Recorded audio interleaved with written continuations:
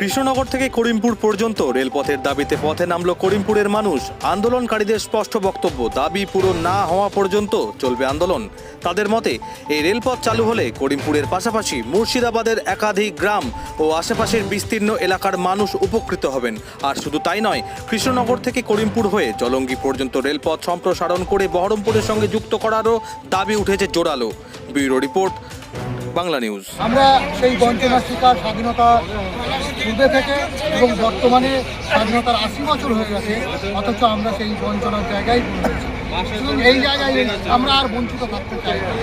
আমি প্রথম থেকেই বলে আসছি, আগেও বলেছি, আগেও আন্দোলনের সঙ্গে যুক্ত ছিলাম, সেই আন্দোলনের কথা এখন বলছি না। এটা নতুন করে তৈরি হয়েছে, যে লড়াই শুরু হয়েছে।